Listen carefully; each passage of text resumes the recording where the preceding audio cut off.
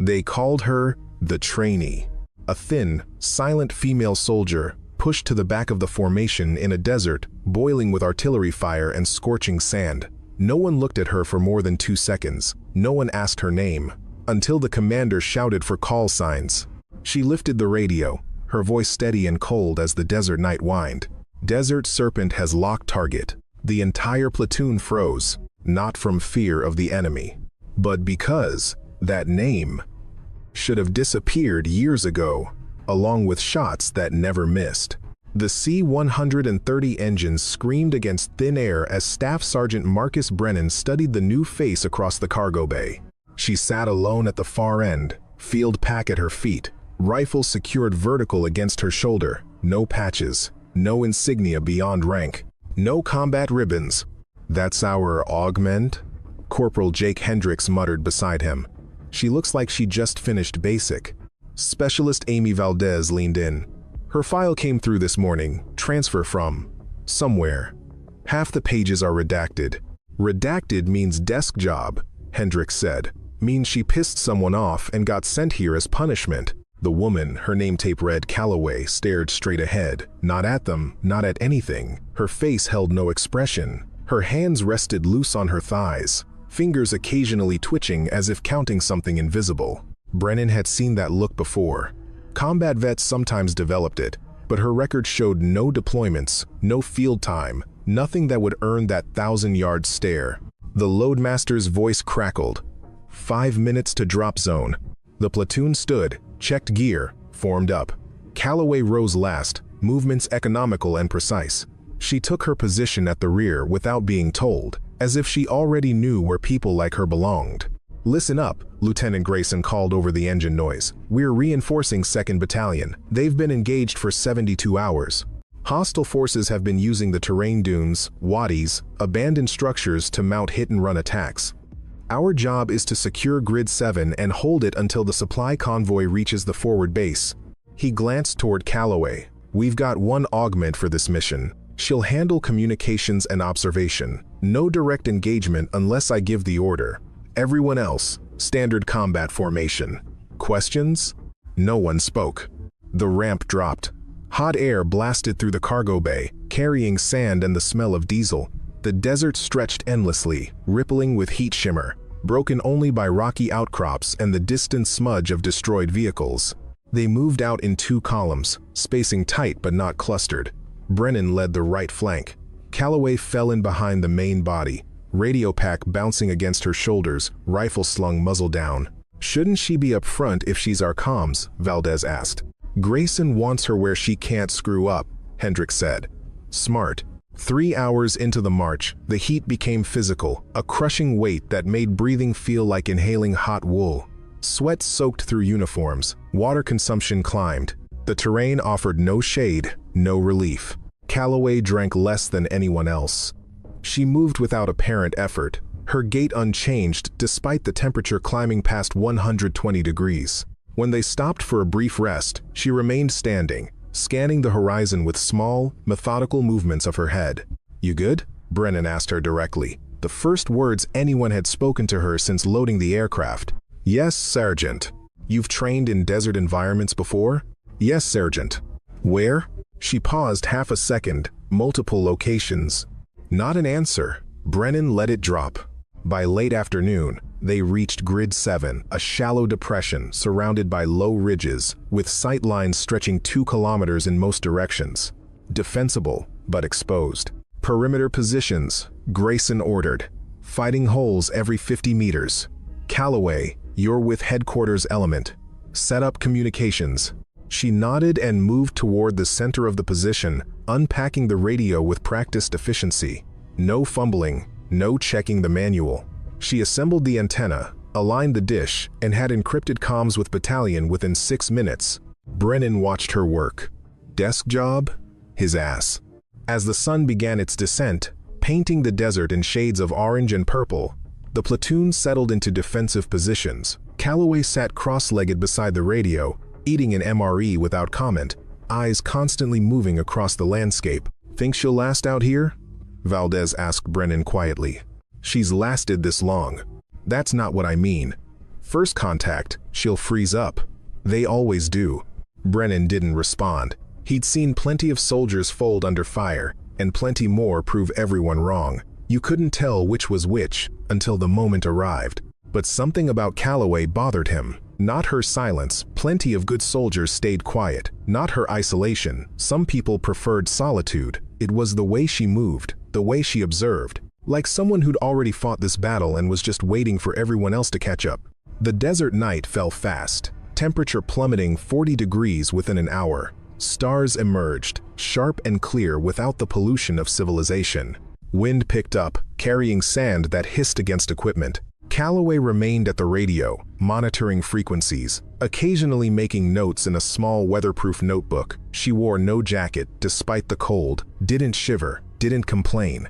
Weird one, Hendricks muttered, settling into his sleeping bag nearby. Creeps me out. Get some sleep, Brennan said. We've got watch rotation in 4 hours.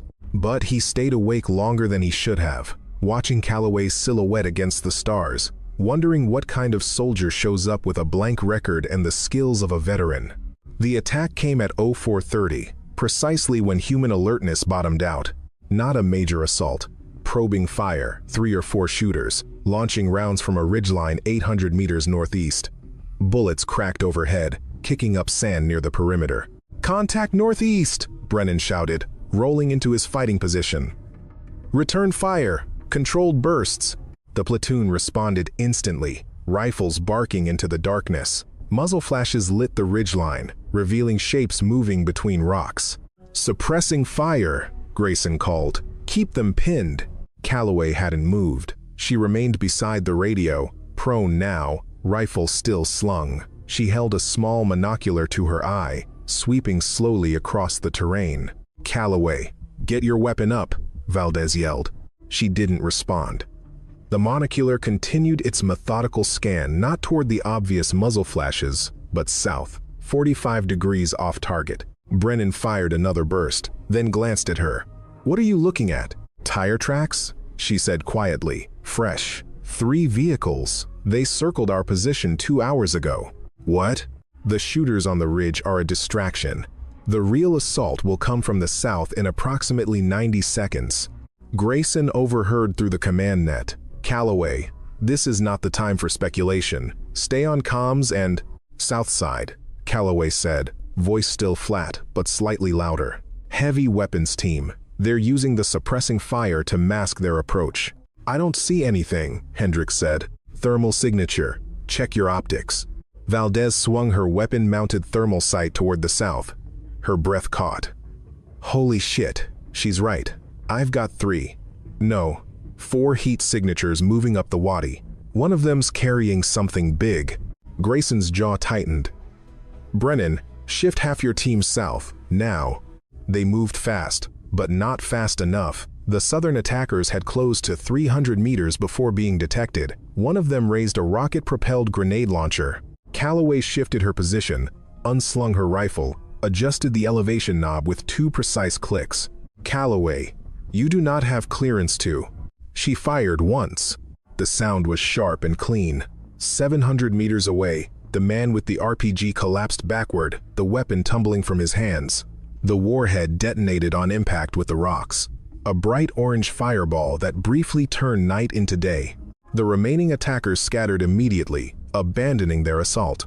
The entire platoon stopped firing.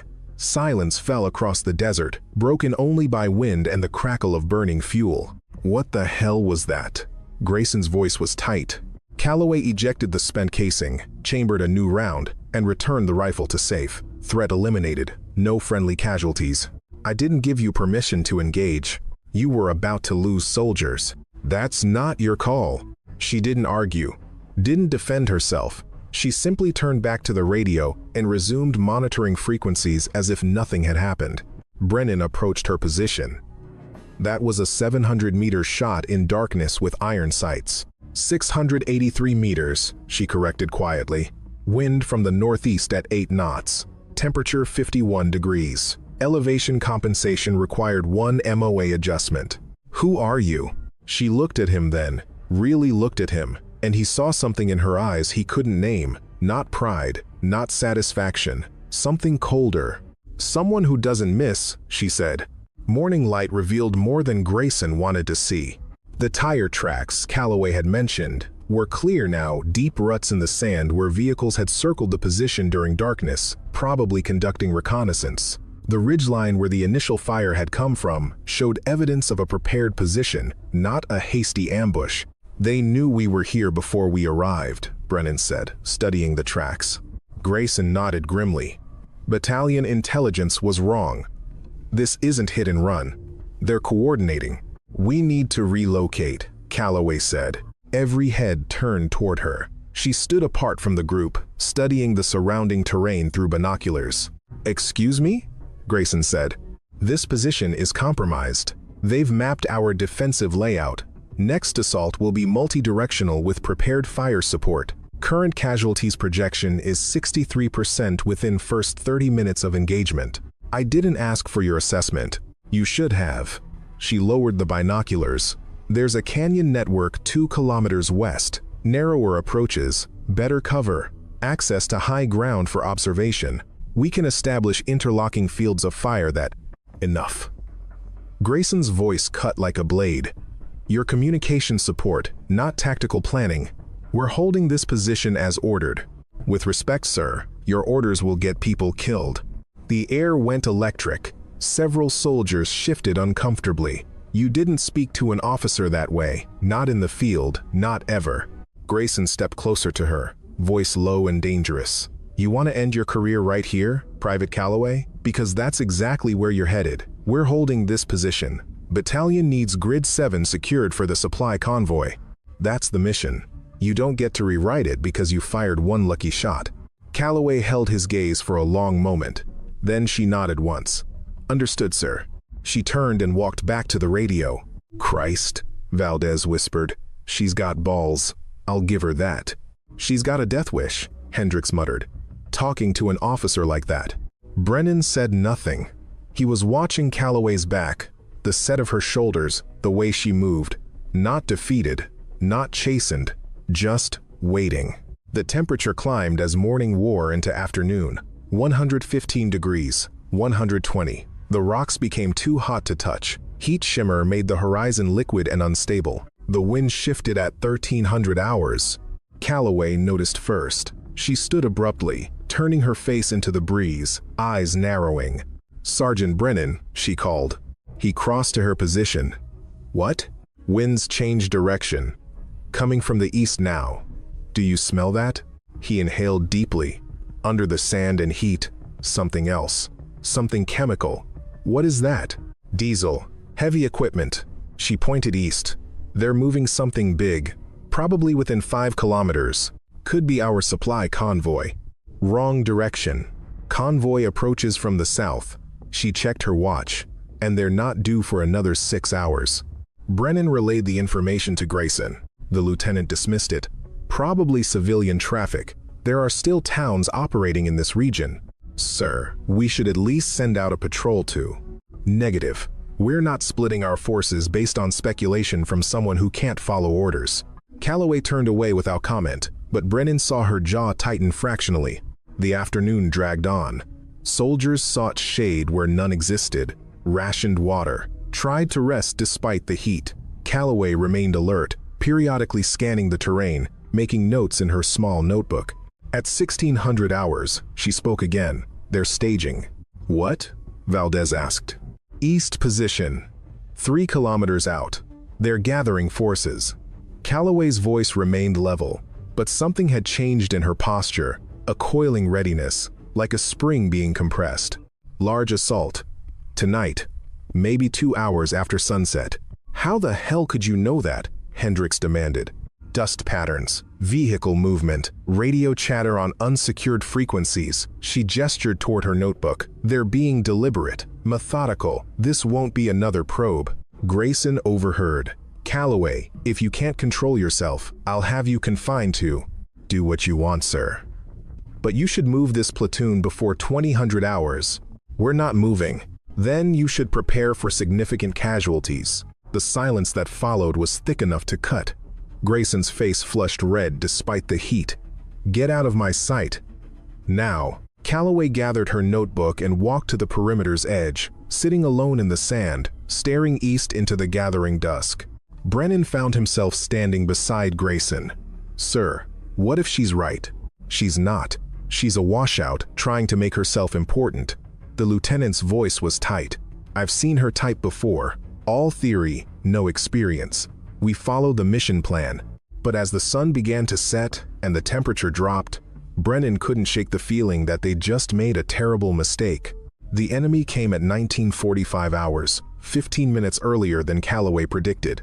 They came from 3 directions simultaneously: north, east, and south coordinated assault teams with heavy weapons support. Mortar rounds began falling first, walking across the defensive position with methodical precision. "Incoming!" Brennan shouted, diving for cover as explosions ripped through the sand. The platoon returned fire, muzzle flashes strobing in the darkness. Tracer rounds drew red lines across the night. Radio chatter became chaotic. Status reports, casualty calls, ammunition counts. Grayson was on the command net. "All positions, hold your ground. Focus fire on the eastern approach." But the eastern approach was a diversion. The real assault came from the north, exactly where Calloway had suggested repositioning earlier. A technical, a pickup truck with a heavy machine gun mounted in the bed, crested the ridge at high speed, weapon already firing. The .50 caliber rounds were devastating. They punched through sandbags, shredded equipment, forced the defenders to hunker deep in their fighting positions. "We need to take out that technical," Valdez screamed over the noise. Calling for fire support, Grayson's voice was strained. "Battalion, this is Viper 2-1, requesting immediate artillery on grid." "Negative, Viper 2-1. Artillery is engaged with priority targets. You're on your own for the next 20 minutes. 20 minutes might as well have been 20 hours. The technical was systematically destroying their defensive position, forcing them to keep their heads down while the assault teams advanced. Brennan tried to line up a shot, but the vehicle was moving too fast, weaving between rocks. He fired anyway, missed, fired again. The rounds sparked off the truck's hood. Calloway appeared beside him, moving in a low crouch. She carried her rifle and nothing else, no pack, no extra gear. "What are you doing?" he demanded. She didn't answer. She moved past him to an exposed position 30 meters forward, dropped prone on a flat rock, and brought the rifle to her shoulder in one fluid motion. "Calloway, get back here," Grayson's voice on the radio. The technical was 800 meters out now, closing fast. Its machine gun swept back and forth, pinning down multiple positions. The driver knew his business, never holding a steady course, using terrain to mask his approach. Calloway waited. The technical crested a small rise, airborne for half a second, suspended against the starlit sky. She fired. One shot. The driver's head snapped back. The technical swerved violently, its front wheel catching on a boulder. The vehicle flipped, machine gun tearing free, fuel tank rupturing, secondary explosion. Flames painted the desert orange. The hostile assault team saw their support vehicle destroyed and immediately broke contact, withdrawing in good order, but no longer pressing the attack. Calloway stood, chambered a new round, and walked calmly back to the defensive perimeter. Every member of the platoon was staring at her.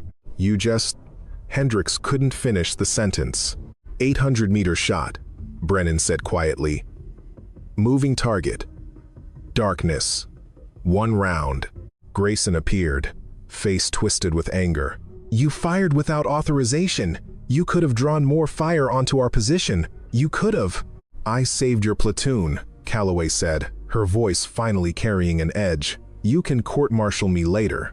Right now, you need to call in our position update and request immediate medevac for Corporal Hayes' shrapnel in his left leg. Probably severed his femoral artery based on the blood pattern. He has approximately 4 minutes before he bleeds out." Grayson's mouth opened and closed.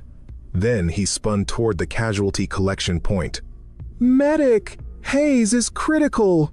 The medic was already running. Calloway returned to the radio as if nothing had happened, but Brennan saw her hands shaking slightly as she adjusted the frequency dial, not from fear, from something else, something that looked like old pain resurfacing. Valdez approached her carefully. "How did you make that shot?" "Practice." "That's not an answer." Calloway looked up at her, and in the firelight from the burning technical, her face was expressionless. Sometimes, it's the only answer that matters. Lieutenant Grayson sat alone in the command post, a shallow fighting hole covered with a camo net staring at his tablet. The encrypted personnel file on the screen made no sense. Name, Calloway, J. Rank, Private First Class. Service record, redacted. Deployments, redacted. Awards and decorations, redacted. Special qualifications, redacted. Everything was redacted except her name, rank, and basic training completion date. Everything. He scrolled down to the assignment history. Most of it was blacked out, but he could see fragments. Attached to redacted for operations in. Specialized training in redacted and advanced. Incident resulted in redacted casualties and subsequent.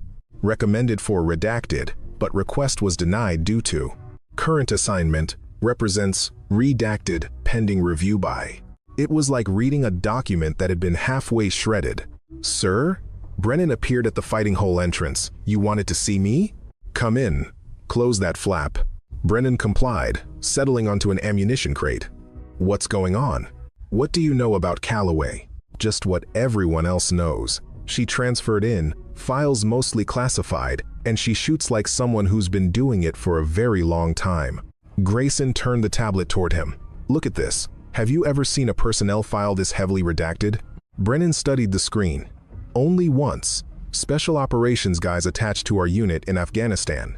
But they had proper credentials. Calloway's listed as a PFC with no combat deployments, which makes no sense given what we've witnessed. Grayson rubbed his eyes. I put in a request to battalion for her full file. Got kicked back immediately with a note saying I don't have sufficient clearance. You're a platoon leader. What clearance could be higher than? Exactly. Grayson's jaw tightened. So I went sideways. Called a buddy who works in personnel at division. Asked him to run her name through the system informally. He called me back 10 minutes ago. Told me to drop it. Said her file has flags on it that automatically notify certain offices when someone accesses it. He wouldn't say which offices. Brennan leaned back. Processing. Intel? Possibly. Or something else entirely. Grayson lowered his voice. He did tell me one thing before he hung up. He said that if I entered a specific search query, I might find something interesting in the archived operational reports. He gave me a call sign, Desert Serpent. The name hung in the air between them. Search it, Brennan said. Grayson typed carefully, fingers hovering over the enter key for a moment before pressing it. The results appeared slowly, loading through the encrypted military network. A single document, heavily redacted like everything else, but with enough visible text to tell a story. Redacted. Redacted. Approximately 4 years prior. Location. Redacted. Mountain region. Hostile territory. Objective. Redacted. Operational summary. Special reconnaissance team consisting of redacted personnel deployed to gather intelligence on redacted. Team was compromised on day 3 of operation, resulting in contact with numerically superior hostile force. Team leader Kia. Communications specialist WIA. Redacted assumed command despite being junior member of team. Conducted fighting withdrawal over 23 kilometers of mountainous terrain while under continuous enemy contact. Redacted utilized advanced marksmanship and terrain analysis to eliminate redacted hostile combatants while preserving team cohesion and preventing additional friendly casualties. Maintained defensive perimeter for 14 hours until extraction was possible. Call sign used. Desert Serpent. Commendations. Recommended for Silver Star. Recommendation withdrawn after internal review. Current status. Redacted. The document ended there. Brennan read it twice. She saved her team. Why was the commendation withdrawn? Keep reading. Grayson scrolled down to an addendum document dated 6 months later. Incident report, redacted. Following debriefing from Operation Redacted, discrepancies were noted in after-action reports regarding rules of engagement and authorized use of lethal force. Redacted was investigated for redacted. Investigation concluded that actions taken were necessary for team survival but exceeded parameters of original mission authorization. Redacted was offered option of court-martial or voluntary separation from special operations assignment. Subject chose voluntary separation, All records of specialized training and operational history were classified at TS/SCI level.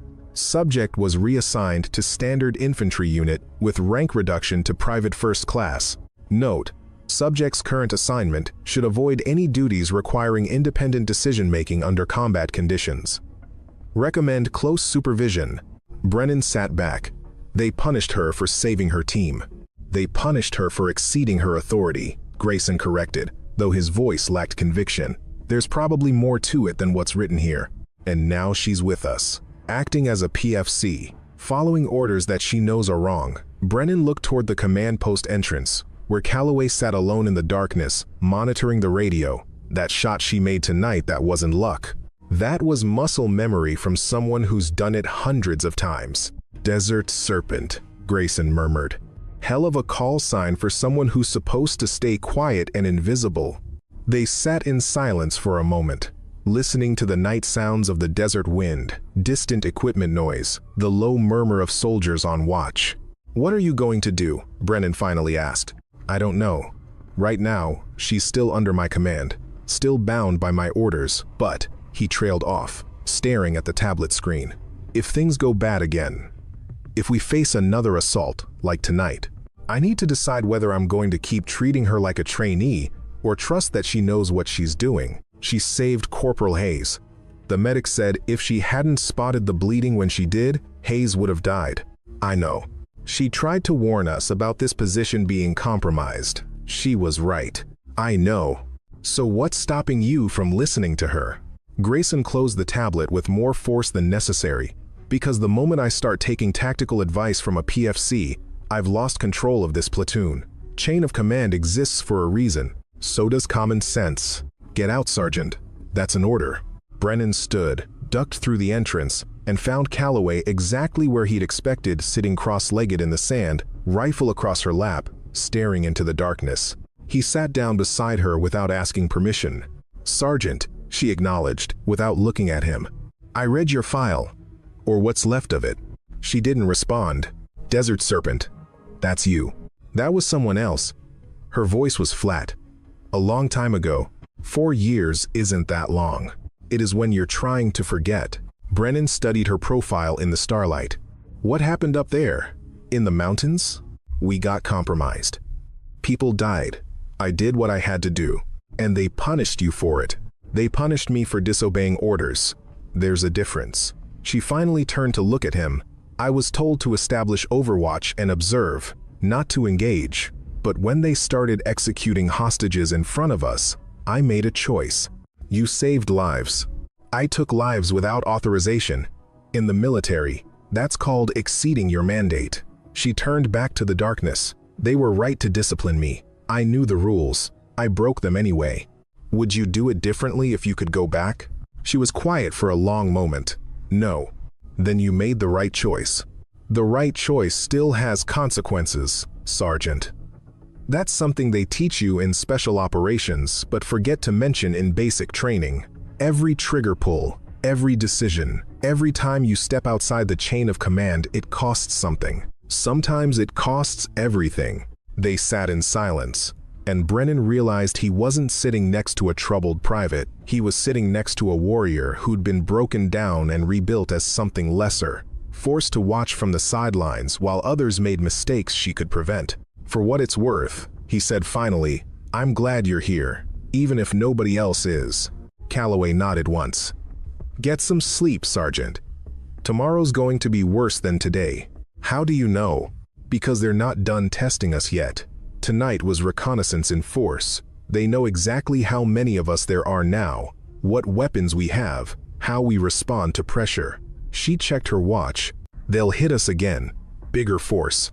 Better coordinated. Probably right before dawn when we're most vulnerable. You should tell Grayson." "He won't listen." "Not to me." She adjusted the rifle on her lap. "But you could tell him. Make it sound like your own tactical assessment. I'm not going to take credit for your work. I don't need credit. I need this platoon to survive." She met his eyes again. "Pride doesn't matter out here, Sergeant. Only keeping people alive matters. If that means you tell Grayson it's your idea, so be it." Brennan stood, brushing sand from his uniform. You're a better soldier than most officers I've served under. That's why I'm a PFC now."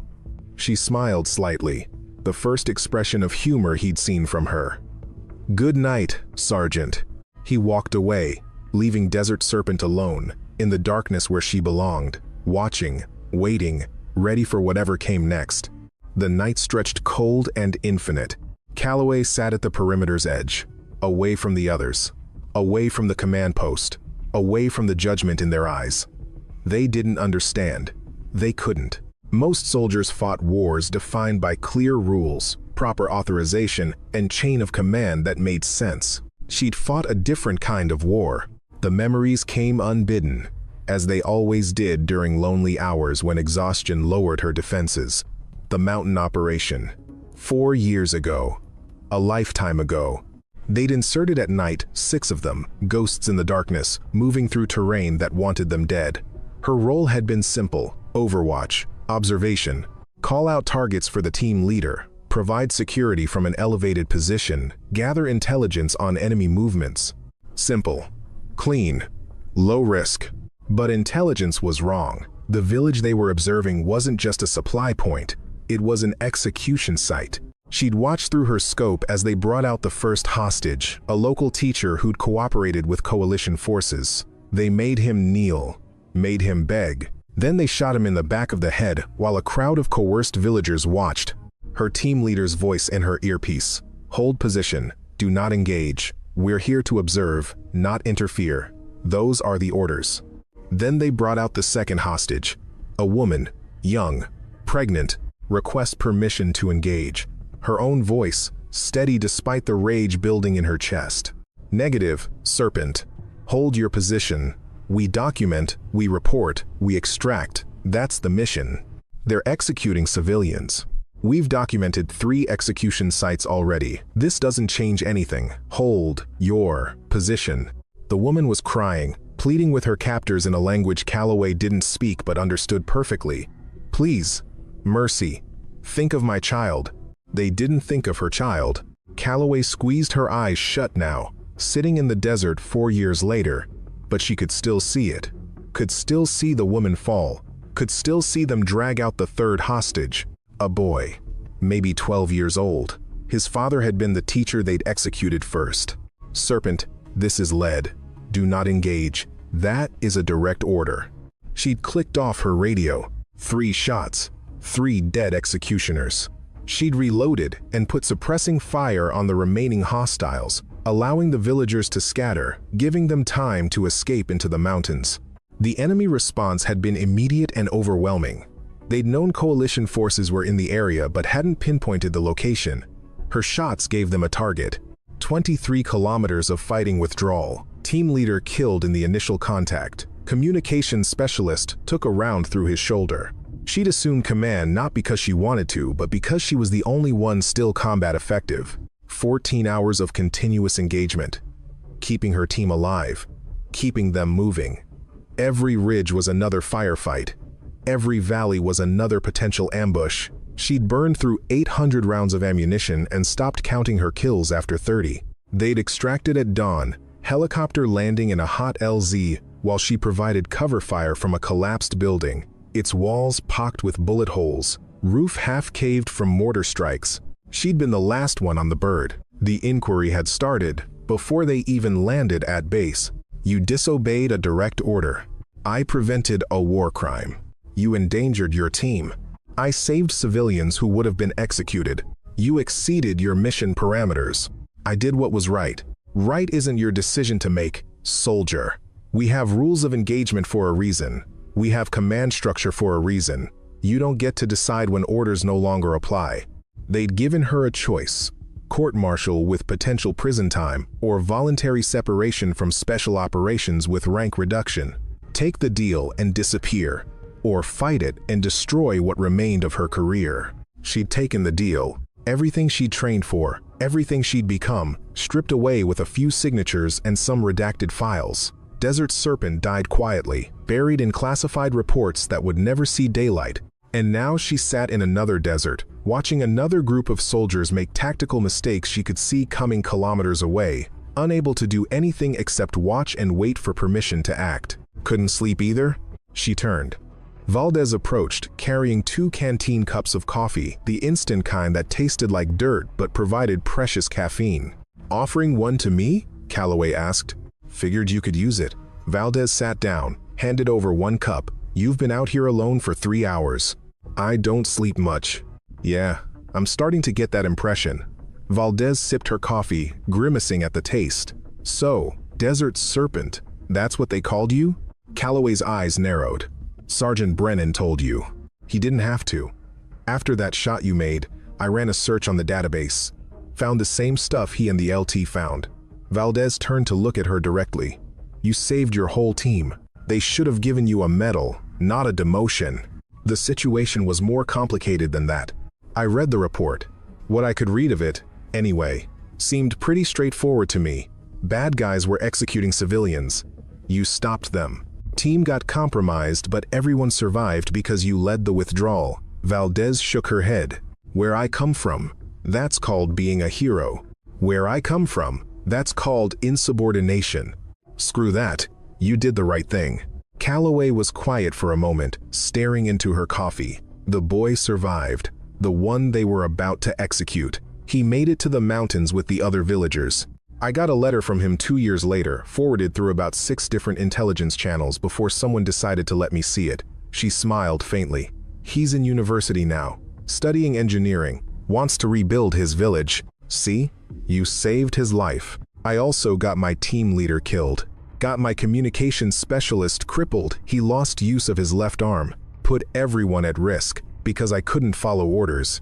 You mean because you have a conscience? Conscience doesn't matter in special operations. Only the mission matters. Only completing the objective matters. Personal feelings, moral judgments, those are luxuries for people who aren't operating behind enemy lines with no support and no backup. Valdez was quiet, processing that. Then, do you regret it? Every day. Calloway looked up at the stars. But I'd do it again. That's the problem. I'd always do it again. Which means I can't be trusted in situations that require absolute adherence to orders. Which means I belong exactly where I am, following simple commands, doing basic tasks, staying out of everyone's way. That's bullshit and you know it. Maybe. But it's also reality. She drained her coffee. Thanks for the drink, specialist. You should get some rest. Are they really going to hit us again? Before dawn? Calloway nodded slowly. They'll come in force this time. Multiple assault teams, probably some indirect fire support. They know we're undersupplied and can't get artillery support quickly. They'll try to overrun our position before we can get reinforcements. Grayson needs to know. He does know, Brennan told him. But changing defensive positions now would mean admitting his original decision was wrong, and some officers would rather risk casualties than admit mistakes. That's insane. That's pride. Calloway stood, stretching stiff muscles. Get some sleep, Valdez. When they hit us, I need you sharp. What about you? I'll be ready. I'm always ready. Valdez left, glancing back once with an expression that might have been respect or might have been pity. Calloway couldn't tell the difference anymore. She returned to her position, checked her rifle for the 100th time, and watched the eastern horizon for signs of movement that she knew would come. The desert night was never truly silent. Wind whispered across sand. Equipment creaked. Somewhere, a soldier coughed. The radio hissed with static. And underneath it all, the sound of her own breathing, steady and controlled, the rhythm of someone who'd learned long ago that sleep was a luxury she couldn't afford. Desert Serpent didn't sleep. She hunted. The assault began at 05:15, 45 minutes before sunrise. Mortar rounds fell first, impacting with systematic precision around the defensive perimeter. Not random harassment fire, this was deliberate targeting, walking explosions inward to pin the defenders in place. Incoming, the cry went up simultaneously from multiple positions. Calloway was already moving, sprinting toward the command post in a low crouch. She found Grayson shouting into the radio handset, face illuminated by the dim glow of his tactical display. Battalion, this is Viper 2-1. We are under heavy indirect fire. Request immediate counter-battery mission. Over. Viper 2-1, Battalion, no artillery available. Air support is 45 minutes out. Recommend you hold position and... The transmission cut off as another mortar round impacted nearby, showering the command post with sand and rock fragments. Grayson slammed the handset down. We're on our own. They're coming from 3 directions, Calloway said, appearing beside him. North, east, and southeast. Estimate 50 to 70 hostiles total. They'll use the mortar fire to close within assault distance, then rush the position simultaneously. I didn't ask for your analysis. You need it anyway. Sir, this position is indefensible against that many attackers. We need to consolidate, fall back to. We're not abandoning our grid square. Then we're going to die here. Grayson whirled on her, eyes blazing. If you can't follow orders, Calloway, I will have you restrained and... An explosion cut him off, larger than the others, impacting directly on their southern perimeter. The command post filled with smoke and the screaming of wounded soldiers. Hayes is down again, someone shouted. Alvarez too. We need a medic. Southside's collapsing, another voice called. They're in the wire. Grayson grabbed the radio again, but froze, staring at the tactical display. 3 red arrows converging on their position. 50+ hostiles, no support, limited ammunition, and now casualties mounting. Calloway watched him struggle with the decision. Watched him realize that pride and regulations meant nothing when facing annihilation. What do you recommend? He finally asked, voice tight. Give me tactical control of the defensive fire. You handle casualty evacuation and coordinate with battalion for extraction. We can't win this fight, but we can make them pay for every meter they advance. You're a PFC. I can't just... You can court-martial me later. Right now, you need someone who knows how to fight outnumbered. She met his eyes. You know what I am, Lieutenant. You've read the reports. Let me do my job. Another explosion. More screaming. The smell of burning equipment and blood. Do it, Grayson said. Just keep them alive. Calloway snatched up the tactical radio and switched to the platoon net. Her voice came out cold and clear, cutting through the chaos.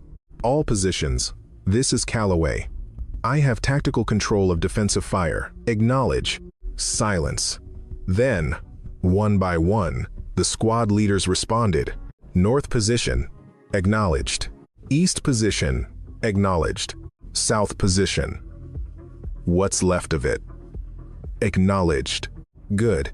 Listen carefully because I will say this once. North position. Shift your fire 30 degrees right. The mortar crew is using the ridgeline for cover. I need you to suppress them, not the assault team. Aim for the high ground. Copy. East position. You're going to see movement in about 20 seconds. Do not engage. There's scouts trying to draw fire and identify our positions. Let them pass. Let them pass? Are you... Do not engage. That's an order. When the main assault comes, you'll know. They'll be firing RPGs and heavy machine guns. Those are your targets. Copy. South position. Pull back 15 meters to the secondary fighting positions. Your current location is pre-registered for their mortars. Move now. We can't just move or die. Your choice. Hesitation. Then, moving.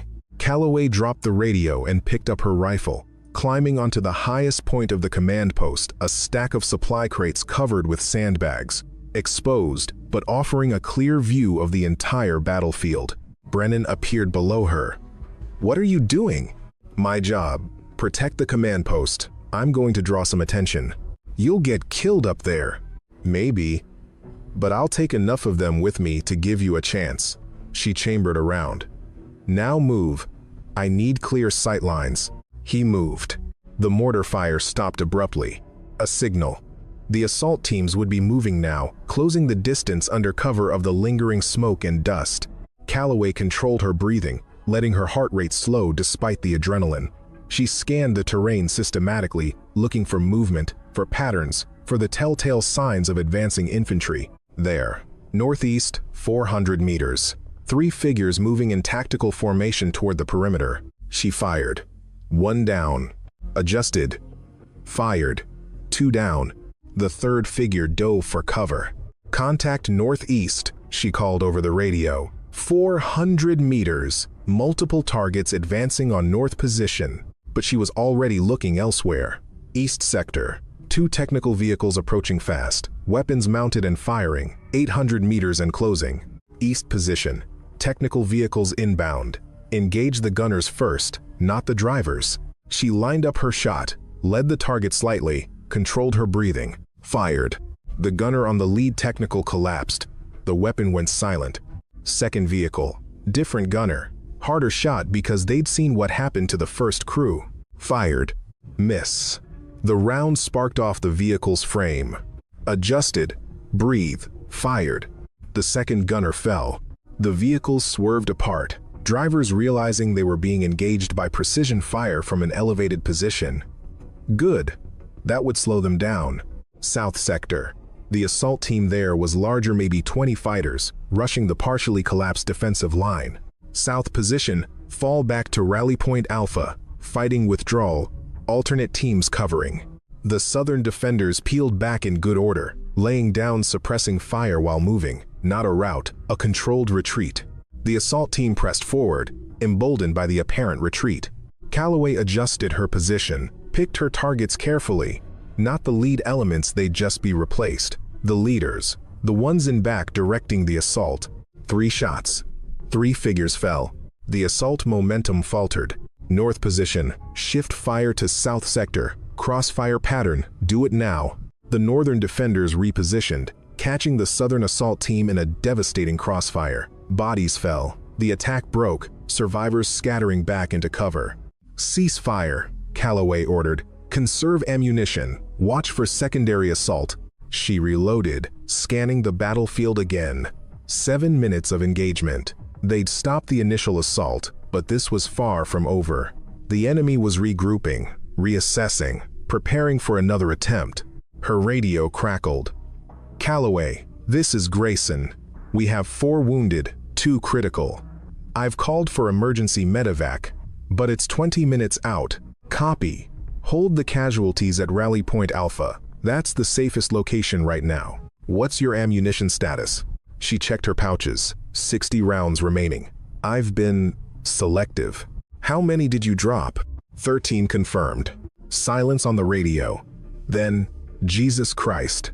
It's not over, sir. They'll regroup and hit us again, probably within 10 minutes. We need to establish fallback positions and... A new sound cut through the dawn air. Helicopter rotors.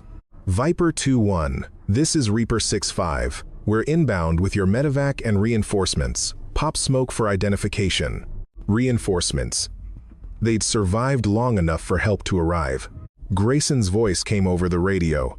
Lighter now, infused with relief. All positions, mark LZ with purple smoke.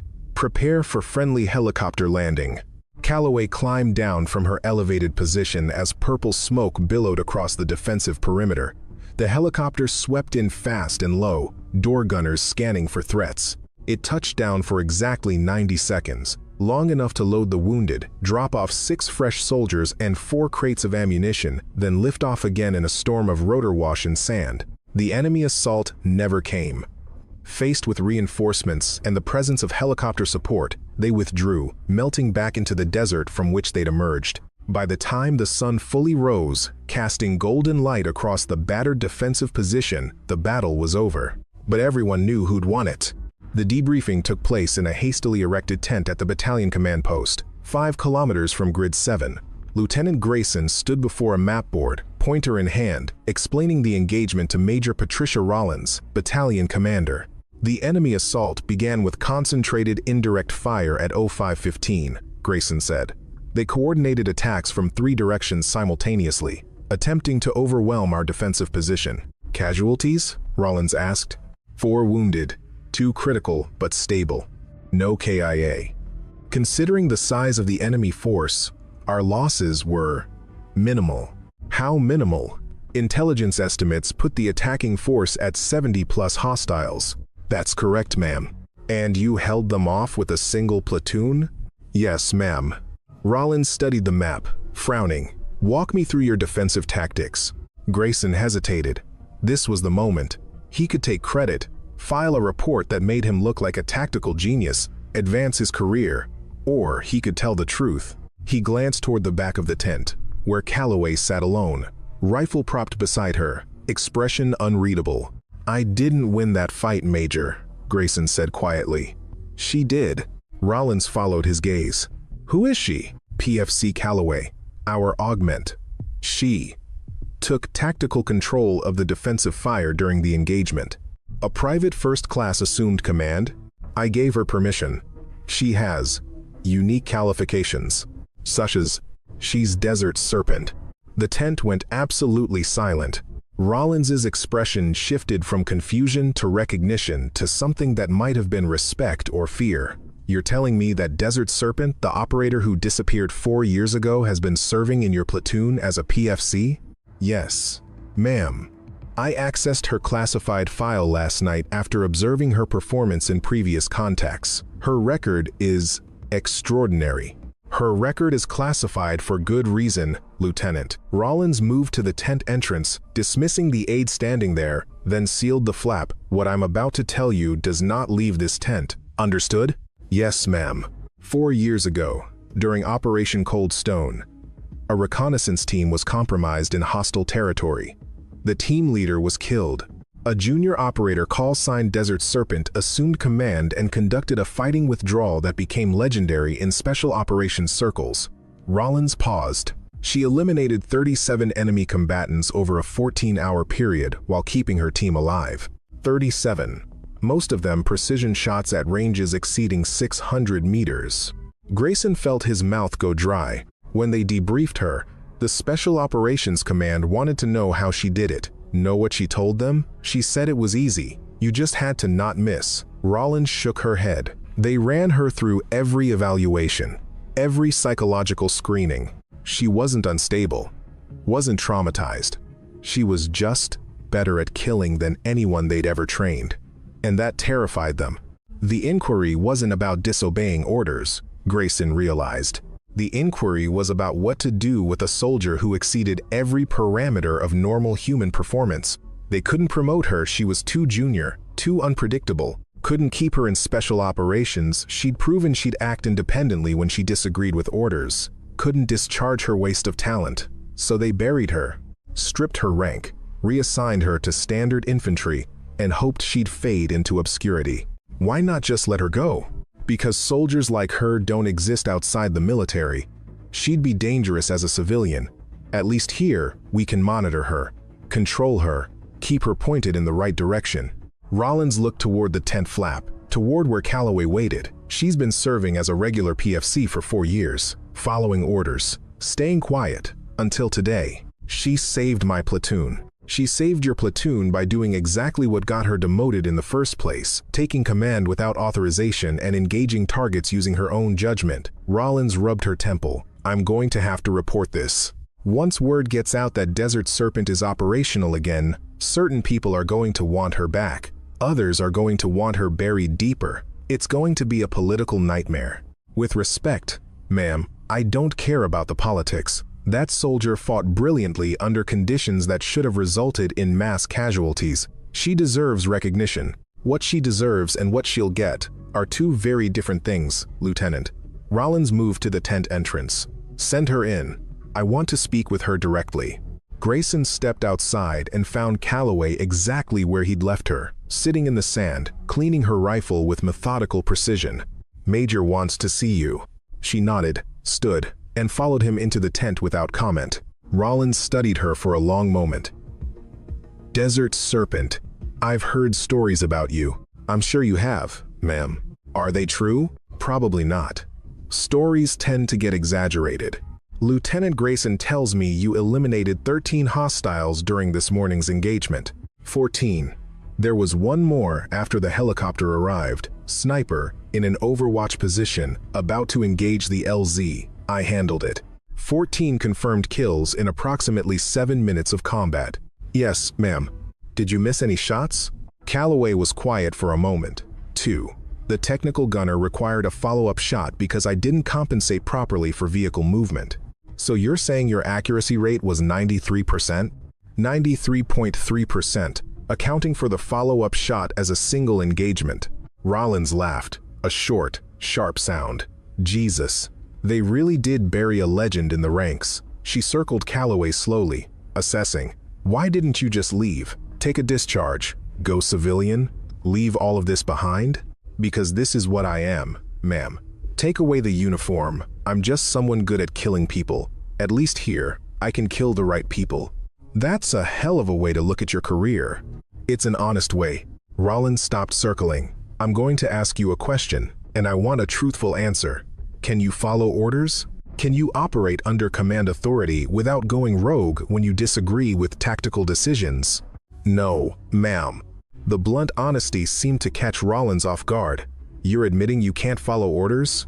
I'm admitting that when I see people about to die because of bad decisions, I'll intervene, every time. Without hesitation, I can't turn that off. I've tried. Calloway met the Major's eyes directly. So if you're asking whether I'll be a good, obedient soldier who does what she's told and doesn't question authority, the answer is no. But if you're asking whether I'll keep people alive and complete the mission, the answer is yes. Always. That's exactly what I was afraid of. Rollins turned away, hands clasped behind her back. You're a liability, Calloway. An exceptionally talented liability, but a liability nonetheless. The moment I put you back in a combat role, you become my responsibility, and I can't afford to have a soldier who picks and chooses which orders to follow. I understand, ma'am. Do you? Because I don't think you do. You're too damn good at what you do. That's your curse. If you were average, we could just discharge you and be done with it. But you're not average. You're a strategic asset that we can't use because using you means accepting that sometimes you'll do things your own way. Rollins turned back. I'm sending you back to your unit, as a PFC, with a note in your file that you performed adequately during the engagement. Nothing more. Thank you, ma'am. Don't thank me. I'm not doing you any favors. I'm burying you again, because that's the only way to keep everyone safe, including you. Calloway nodded once and turned to leave. Serpent, Rollins called after her. She paused at the tent entrance. For what it's worth. That thing you did this morning, taking command, organizing the defense, keeping all those soldiers alive, that was extraordinary. You should know that, even if no one else will ever acknowledge it. I don't need acknowledgement, ma'am. I just need people to go home alive. She left the tent. Outside, Brennan and Valdez were waiting. What did she say? Valdez asked. She said I performed adequately. Adequately? Brennan's voice rose. You saved the entire platoon. That's not how the report will read.